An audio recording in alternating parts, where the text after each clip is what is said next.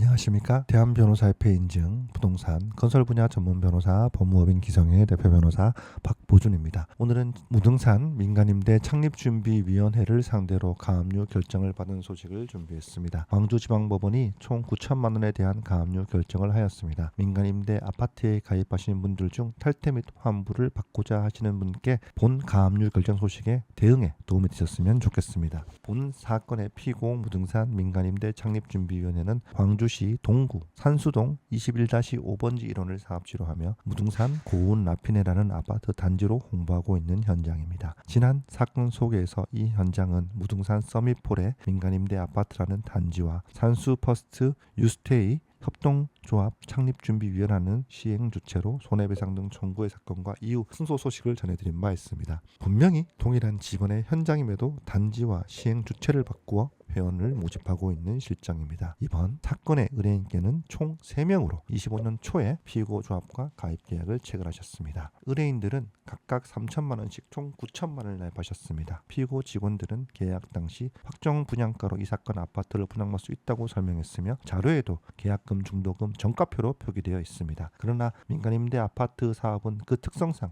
토지 매입, 공사비, 사업계획 변경 등을 이유로 추가 분담금 발생 가능성이 매우 높은 사업입니다. 무엇보다 피고는 임대사업자가 아닌 임의단체에 불과하며 장기 일반 민간임대 아파트 사업을 할 수도 없으며 단순한 비법인 사단에 불과합니다. 저희 법무법인 기성은 피고의 이러한 기망행위와 착오 유발 행위를 근거로 소를 제기하였고 동시에 피고의 계좌에 대한 가압류 신청도 하였습니다. 이번 가압류 결정에 대해서는 담당 판사님의 재량으로 일부 형공탁과 함께 공탁보증보험 증권 제출로 조건으로 결정이 이루어졌습니다.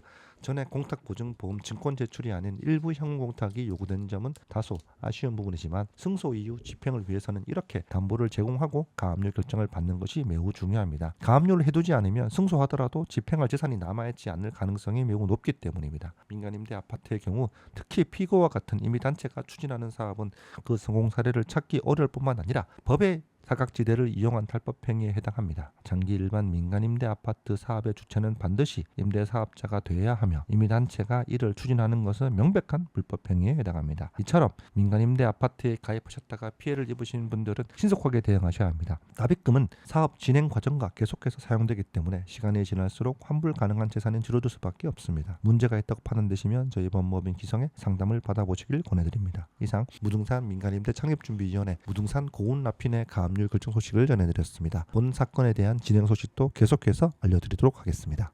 법무법인 기성은 수년째 전국 각지의 부동산 건설 사건을 다루면서 누적된 다각적 경험을 토대로 각 상황에 맞는 대응 전략을 구비하고 있는데 실제 매우 높은 승소율로 답하고 있습니다. 상담을 원하시는 분께서는 법무법인 기성 홈페이지나 카카오톡, 대표 전화로 언제든지 연락 주시면 합리적 금액으로 당연한 권리를 찾을 수 있도록 도와드리겠습니다. 이상 행할기, 일월성, 이뤄낼 목적을 반드시 행함의 결과로 말하는 법무법인 기성의 대표 변호사 박보준이었습니다. 감사합니다.